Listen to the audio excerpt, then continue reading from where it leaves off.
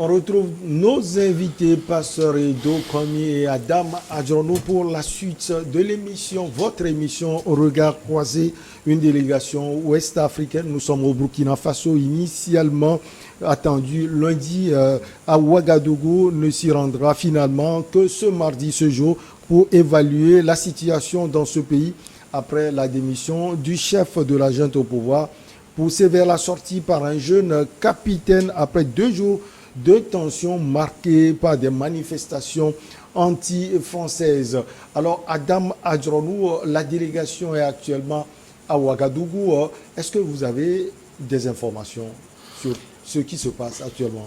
Non, mais les informations qui sont parvenues à la dernière minute sont liées au fait que les exigences de la CEDEAO actuellement sont liées aux exigences antécédentes imposées au Burkina Faso. Vous allez constater qu'il y avait déjà des voix qui se levaient sur le fait que la CEDEAO essayait d'amadouer pratiquement cette junte, parce qu'il faut le dire également, c'est une junte, puisque c'était un coup de force qui a amené le désormais ex-président de la junte, puisqu'il s'était donc donné ce pouvoir de s'appeler donc président de la République, même s'il n'est pas là.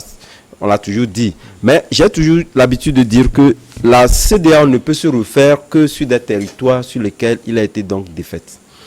Et sur ces actions-là, je pense qu'aujourd'hui, la CEDEAO en a appris, compte tenu du fait que on le constate partout ailleurs que la CEDEAO est assez décriée. Donc, sur certains principes, il ne compte pas aujourd'hui tangiser. En témoigne le fait que cette délégation qui est dépêchée au niveau de Ouagadougou, a pour, disons, ambition de pouvoir dire à ces nouvelles autorités que la CEDEAO tient à son calendrier, peu importe si le régime a plus ou moins changé, puisque de toutes les façons, on a un autre maître des lieux, mais au même moment, les principes ou le nom, l'idéologie exprimée par Damibé n'est pas trop écarté de ce que c'est le même mouvement. Tout à fait. Donc je pense que, comme d'ailleurs même l'a dit le jeune capitaine, il avait dit que ces principes-là seront respectés, et comme l'a voulu également le président Dechu, qui s'est également exprimé là-dessus. Quelque part, mais au-delà de ça, de tous ces aspects-là, moi je pense qu'il y a un aspect qui devait donc interpeller fondamentalement les Burkinabés, mais partant de là, tous les Africains. Puisque quelque part, le Burkina, c'est vrai, si nous prenons ces rhétoriques-là exprimées par ces nouveaux jeunes-là qui ont estimé qu'il fallait donc de choix le président Damiba, mais je pense que Damiba lui-même également avait prêté le flanc. Compte tenu du fait qu'aujourd'hui, lorsqu'on n'est pas au pouvoir, on a toujours l'impression que celui qui est là-bas ne le fait pas mieux. C'est ça. Donc c'est ce qui fait qu'aujourd'hui, lui-même, il a pris les armes, mais malheureusement, ces armes-là ont été donc prises également contre lui. Donc je pense que, quoi qu'on dise, il faudrait quand même qu'on puisse transformer en priorité nationale un certain nombre de dégoûts, mais également, il faudrait que ceux qui dirigent également puissent trouver des cadres pour permettre à l'opinion de pouvoir exprimer et d'apporter, disons, leur regard sur la faisabilité de la chose pour qu'elle soit beaucoup plus facile à digérer. Cela n'a pas été le cas, surtout lorsque nous prenons le cas du Burkina Faso. Je pense que Doumbouya avait, Damiba avait toutes les cartes de pouvoir convoquer à chaque fois que cela le permet. Parce que le Burkina Faso a de très grands intellectuels qu'on pouvait véritablement convoquer, même si la question est d'abord militaire, on l'a dit. Puisque la lutte que mènent aujourd'hui les militaires n'est pas seulement militaire. Pour gagner cette lutte-là, il faudrait quand même convoquer d'autres artifices. Pour lequel le président Damiba s'est beaucoup écarté. Donc de toutes les façons, aujourd'hui, si ces mouvements d'humeur-là sont constatés également... Donc, confirmé, il s'est fourvoyé complètement. Pas complètement, mais au même moment, parce que vous savez, le pouvoir, c'est vrai que nous qui sommes à l'extérieur, nous avons comme l'impression que le pouvoir des fois saoule, comme ça se dit en jargon. En 8 mois, il est déjà... Voilà, tout à fait. Ouais, donc il a pris des ailes.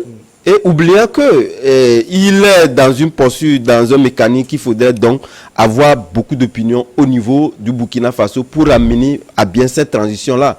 Et malheureusement, ça n'a pas été le cas. Donc aujourd'hui, cette ferveur-là qu'on constate dans les rues de Ouagadougou exprime réellement le soupçon également contre ce qu'ils n'avaient pas fait, et que les gens attendaient à pouvoir s'exprimer et à donner des éléments, aussi bien les militaires que les civils. Donc je pense que aujourd'hui, le jeune capitaine, je pense que on peut toutefois, quoi qu'il en soit, lui accorder le bénéfice du doute, mais ce n'est pas toujours évident.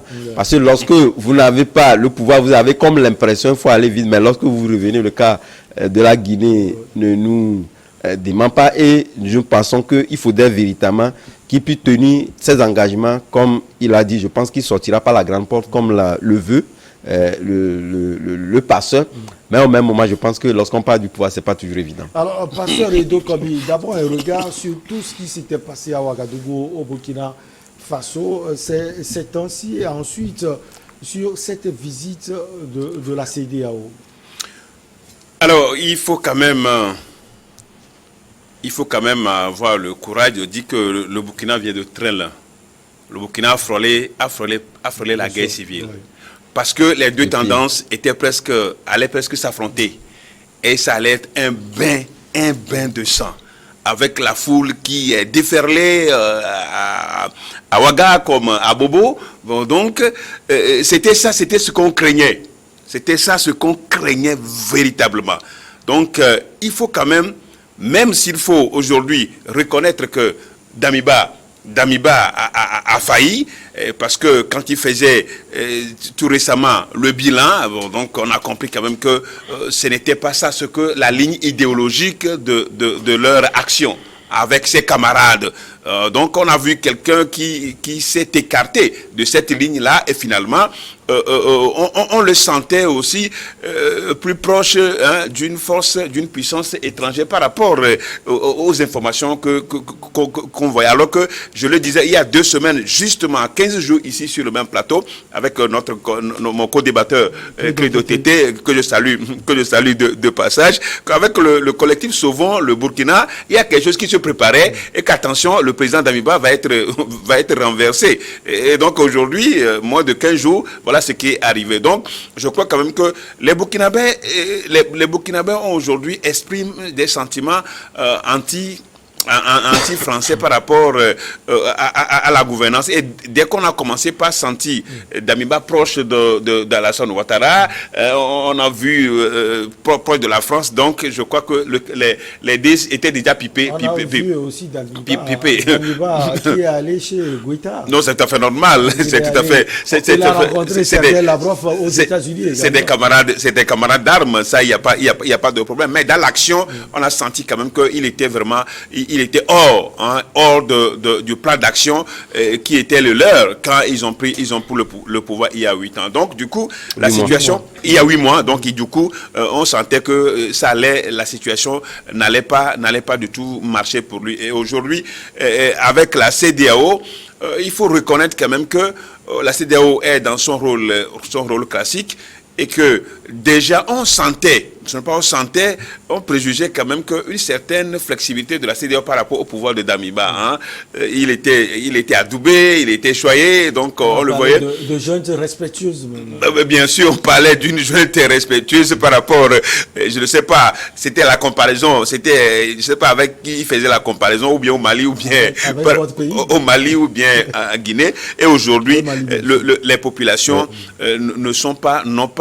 ont été déçues. Il y a de la déception. De même que ces camarades d'armes qui ont justifié même le coup d'État par le fait qu'il n'a pas respecté leur ligne idéologique. Aujourd'hui, avec la CEDEAO, je crois certainement ce que la CEDEAO est en train de faire aujourd'hui, c'est de dire au pouvoir de Ouagadougou que le délai la durée de la transition soit respectée. Et nous avons écouté ce jeune président Ibrahim Traoré, le capitaine Ibrahim Traoré, par rapport au programme, à la chronologie, au chronogramme de la transition qui va être respecté pourvu que les conditions. Mais aujourd'hui, ce qui est fondamental, comment il va s'en sortir par rapport à l'occupation du terrain par les djihadistes, ça aussi. Bon, est-ce que maintenant, moi ma question que je me pose souvent, c'est que c'est des pays de la CEDEAO sont face aux menaces djihadistes. Quel est le plan de la CEDEAO par rapport à ça?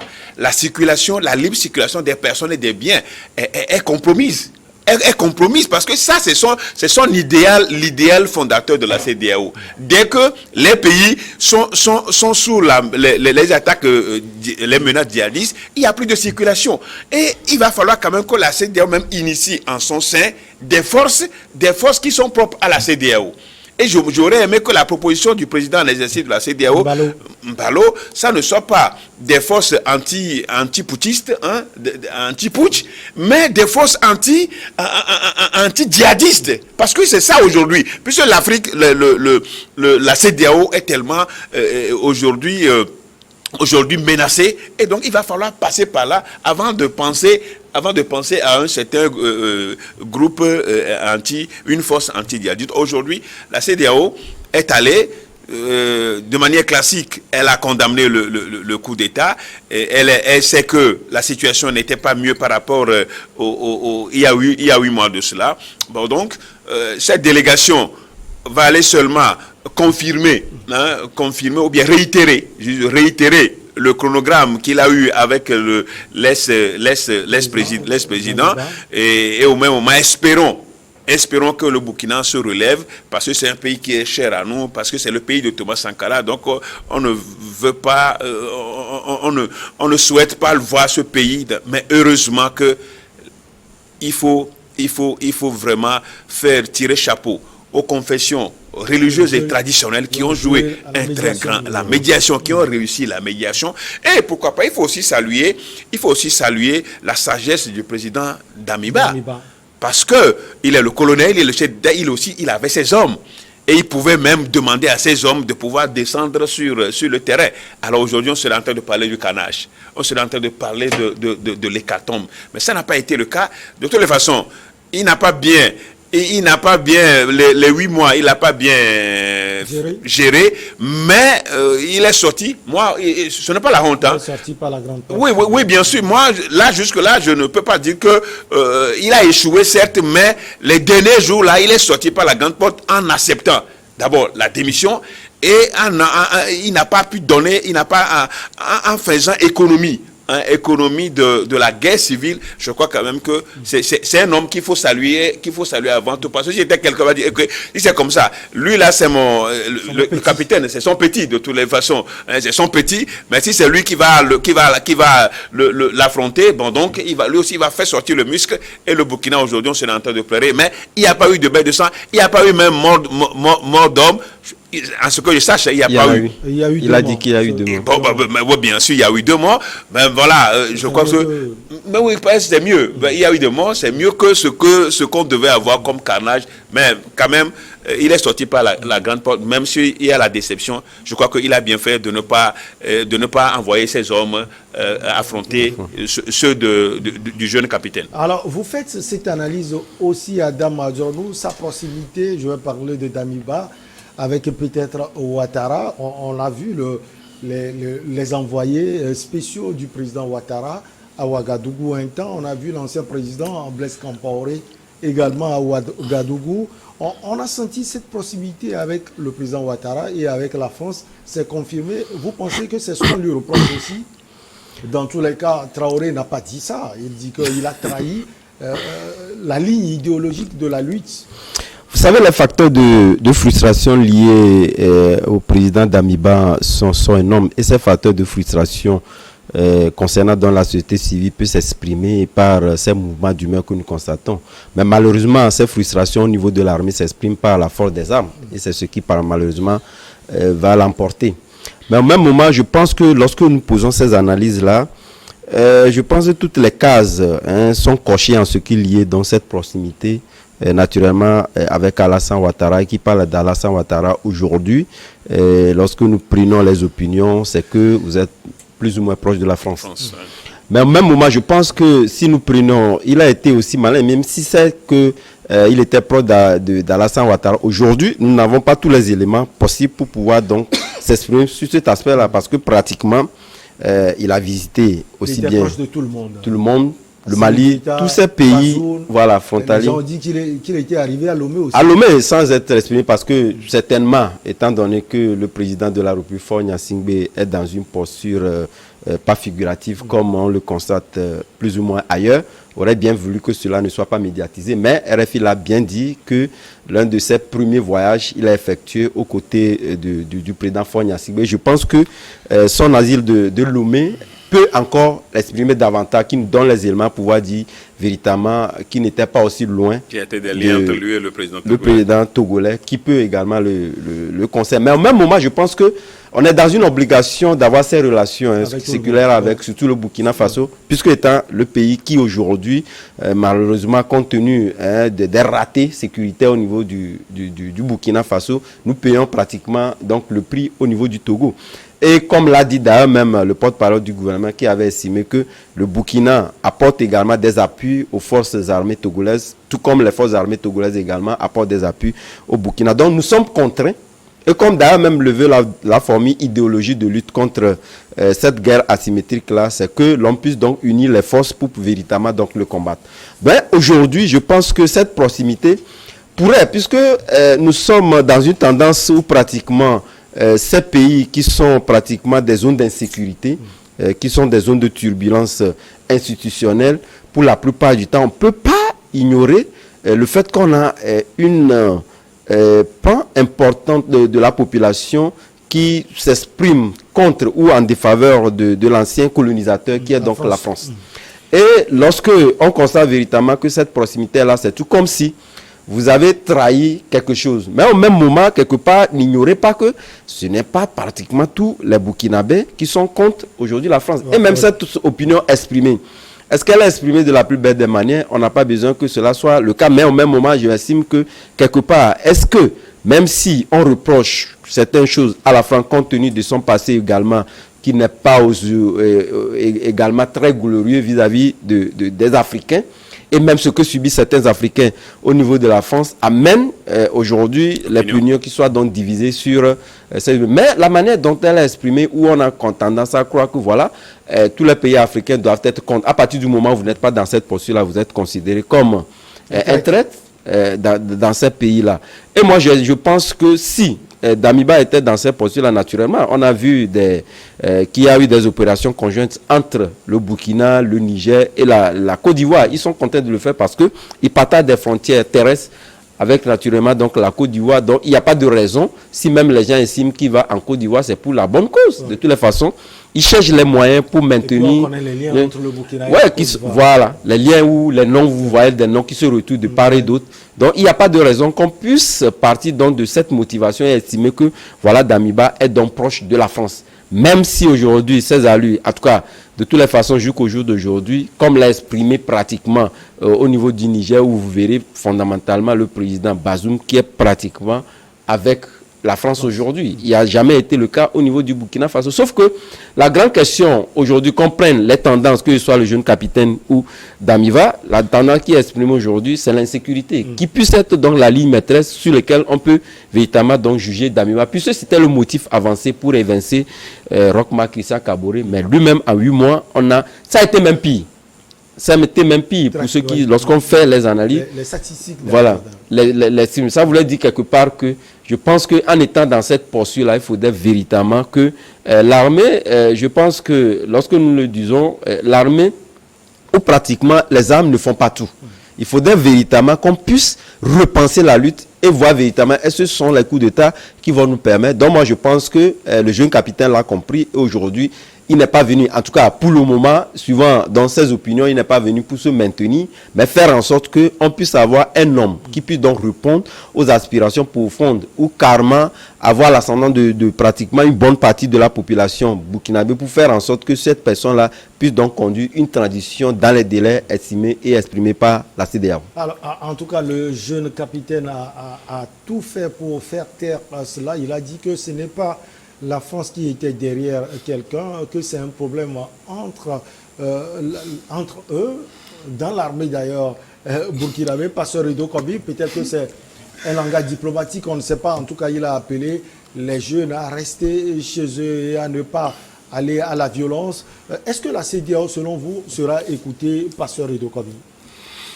Non, d'abord, avant que la CEDEAO ne soit écoutée, je reviens un peu sur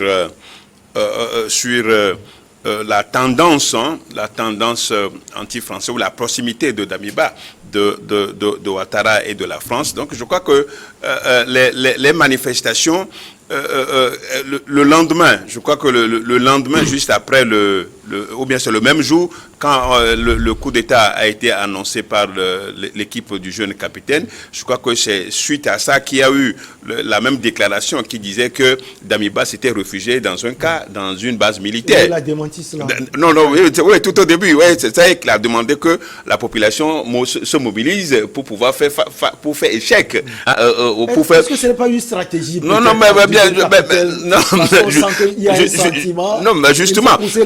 mais justement, est-ce que qui peut dire avec exactitude que la déclaration du ministre des Affaires, du porte-parole du ministère des Affaires étrangères de la France, ou bien la France est vérifiée. Moi, je me fie à la déclaration du jeune après. Oui, du jeune après, c'est tout à fait normal parce que au même moment où il a rectifié, il sait que déjà la chose est déjà acquise parce que la mobilisation a précédé. Hein, la mobilisation a suivi sa déclaration. Donc il revient pour dire non, comme il vient d'arriver juste, il ne faut pas qu'il implique directement la France. Il faut qu'il se dédise un peu pour dire non que la France n'est pas derrière. Bon, la France c'est un pays qui connaît que le jeune est rentré dans une certaine diplomatie pour pouvoir calmer les esprits. Mais déjà les dégâts sont énormes. On a vu l'ambassade de France, on a vu le consulat, on va lister tous les instituts, tout cela tout ce qui est de la France. Non, naturellement c'est à déplorer. Mais c'est la frustration, c'est la somme de la frustration, de la colère des jeunes qui estiment que tout ce qui va mal en Afrique,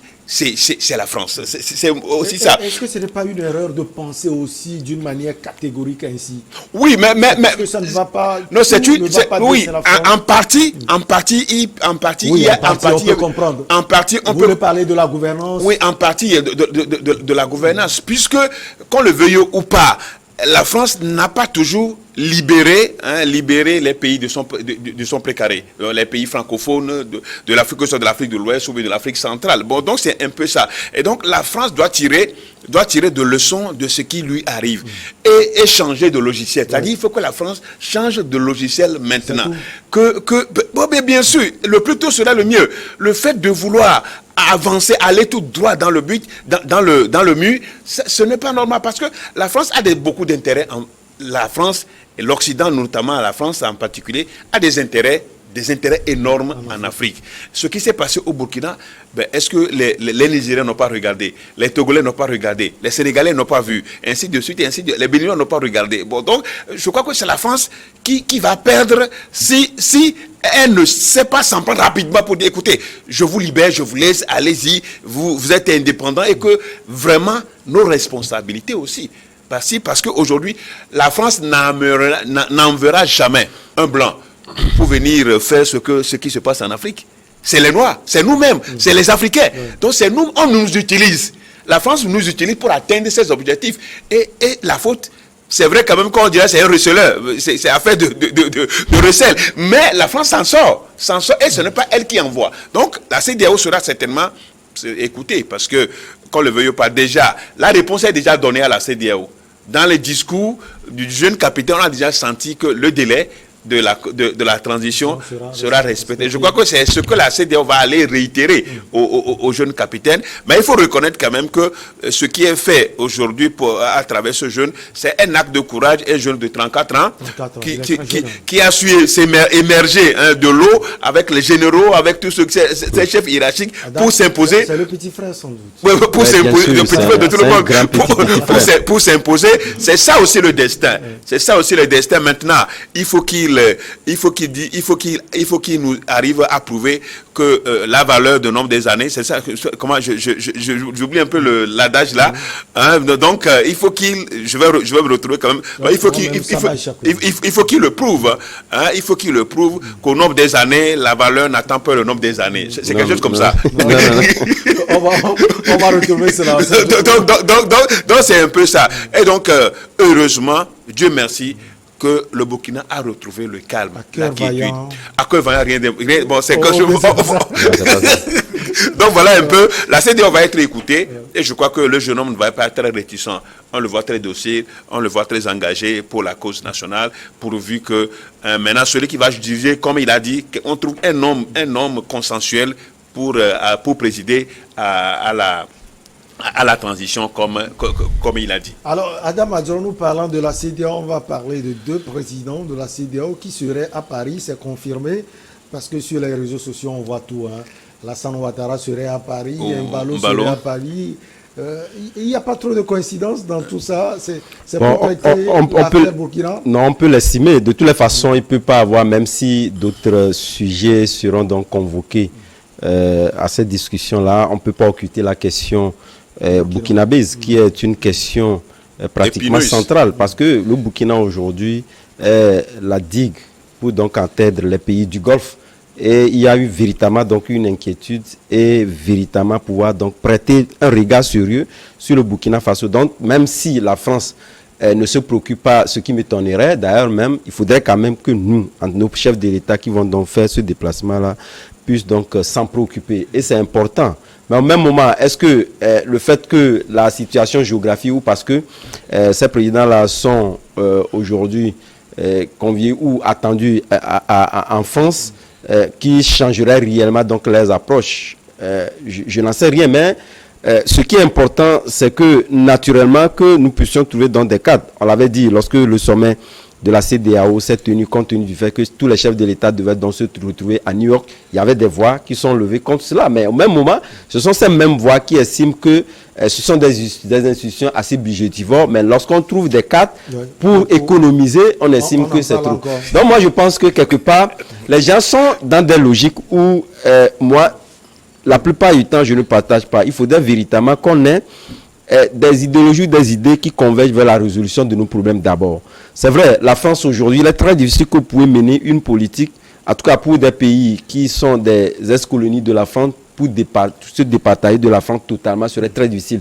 Parce que nous prenons nos armements, nos formations, les formations de nos forces armées, etc., que ce soit les politiques, de toutes les façons, nous sommes tous adulés par un certain nombre de vecteurs d'action menés donc au niveau de la France, que nous continuons donc pas corriger, que ce soit même dans la culture, etc. Mais je pense que ce sentiment exprimé par bon nombre d'Africains aujourd'hui a commencé déjà par changer quelque chose. Vous allez constater que, en tout cas, lorsque vous prenez un Français, moi je me suis retrouvé dans des cadres où nous partageons avec certains Français, j'ai vu le regard porté sur les Africains n'est plus la même chose qu'on constaterait qu'il y a le passé. Donc ça voudrait dire il y a un éveil, une prise de conscience qui a commencé donc par s'exprimer sur le continent, mais quelque part il nous appartient de mieux cadrer, en tout cas ce sentiment-là pour mieux nous approprier. Voilà. N'oubliez pas également que nous été cette civilisation très avancée au niveau des Français qui font que nous avons de fortes colonies africains au niveau de la France. Et cette réciprocité-là, si cela devait être donc de mise, je pense que ça peut agir sur nos économies. Tout à fait, ça peut agir non seulement sur nos économies, même sur les personnes physiques d'ailleurs même. Malheureusement, je pense que si nous comparons un peu, nous ne sommes pas au même niveau de culture. Il faut quand même qu'on accepte de pouvoir dans le partage. Même si j'estime que nous n'avons pas eu l'opportunité de pouvoir mieux exprimer nos cultures, ce qui fait qu'on a comme tendance que voilà, c'est la France qui commande coup. Donc, pour couper court, le pasteur voulait dire aux âmes bien nées, la valeur n'a pas le nombre des années. années. Allez, on va marquer la pause pour le journal. On revient avec vous, chers invités, Adam Adjorno et pasteur Edo Komi pour la suite.